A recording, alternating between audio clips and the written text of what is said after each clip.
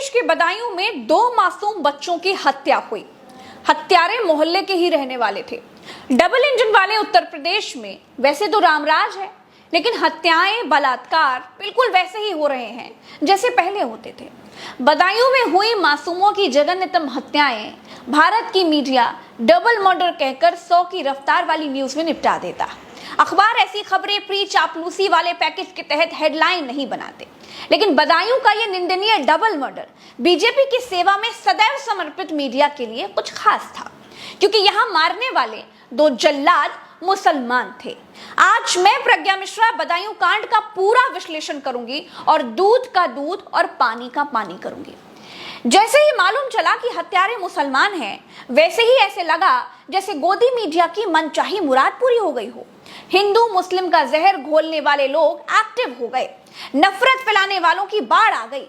दोस्तों, क्राइम में धर्म तलाशने वालों की लॉटरी लग गई। जिन गूंगे बहरों के मुंह से उत्तर प्रदेश में हो रही हत्याओं और क्राइम पर आवाज नहीं निकलती है, जो प्रयागराज के डबल मर्डर पर नहीं बोल पाए, जो कानपुर में लटकी हुई 2 बहनों पर नहीं बोले, वो बदायूं के आसमान में गिद्ध की तरह मंडराने लगे। बदायूं में हुई इस जघन्यतम वारदात के बाद धर्मगुरु चक्रपाणी महाराज ने कहा, बदायूं में जिहादी नाई द्वारा मासूमों के कत्ल के बाद विपक्षी नेता राहुल गांधी, ओवैसी, प्रियंका गांधी का मौन अत्यंत निंदनीय है। ये गजवाए हिंद ट्रेनिंग का परिणाम है। इनको देखिए, ये श्रीकांत उपाध्याय हैं, खुद को मोदी का परिवार बताते हैं। ये लिख रहे हैं कि हर हिंदू मां को समझना होगा। ये घटना हिंदुओं को सचेत रहने का उदाहरण देती है। सुदर्शन न्यूज को देखिए, भारत की सरकार में ये मीडिया नाम से सम्मानित हैं, रजिस्टर्ड हैं। ये लिखते हैं, बदायूं की घटना ने फोड़ा हिंदू मुसलमान भाईचारे का ढोल। ये कुछ उदाहरण हैं दोस्तों। ट्विटर इन जैसों से भरा पड़ा है जो बदायूं के निंदनीय और जघन्यतम हत्याकांड पर हिंदू मुसलमान करने में जुटा हुआ है। दोस्तों, बदायूं में एक कॉलोनी है जिसका नाम है बाबा कॉलोनी। 19 मार्च की शाम 2 भाइयों ने 2 मासूम बच्चों की हत्या कर दी। मृतकों की उम्र 14 और 6 साल थी। आरोपियों की पड़ोस में ही एक सैलून की दुकान थी। मासूम बच्चों के पिता विनोद कुमार पेशे से ठेकेदार हैं। वो अपनी पत्नी संगीता और बच्चों के साथ रहते हैं। संगीता घर में ही एक ब्यूटी पार्लर चलाती हैं। शाम के समय साजिद और जावेद विनोद के घर पर आए। दोनों की दुकान सामने ही थी और वो परिवार को जानते थे, इसलिए किसी ने ध्यान नहीं दिया। साजिद और जावेद सीधे विनोद के घर की दूसरी मंजिल पर चले गए। संगीता नीचे अपने पार्लर में थी। छत पर आरोपियों ने उनके तीनों बच्चों पर चाकू से हमला कर दिया, जिसमें आयुष और हनी की मौत हो गई। तीसरा बच्चा पीयूष घायल हो गया, उसके हाथ में चोट आई। फिर बच्चों की चीख पुकार सुनकर घर वाले और आसपास के लोग वहां पहुंच गए।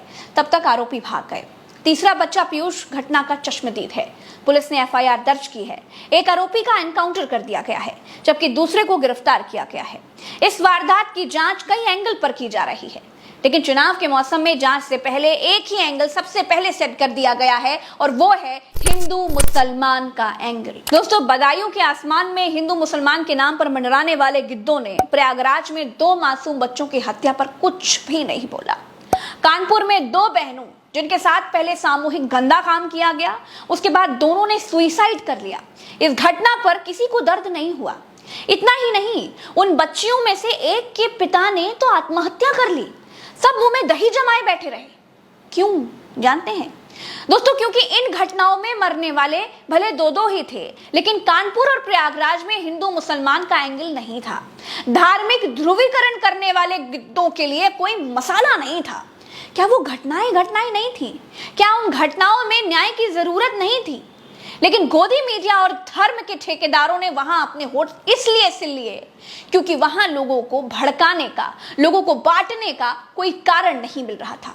आप सोचिए कि 2 बहनों का रेप होता है, फांसी पर झूल जाती हैं, उनमें से एक का पिता सुसाइड कर लेता है, लेकिन गोदी मीडिया क्या बदायूं की तरह छाती पीटता है?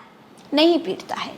आंखें खोल कर देखिए और सुनिए कि नए भारत में न्याय के लिए गोदी मीडिया आपके दरवाजे तभी जाएगा जब उसके मुताबिक एंगल सेट होगा, धार्मिक आधार पर मसाला होगा, धर्म का मसाला होगा, नहीं तो वो डबल मर्डर कहलाएगा।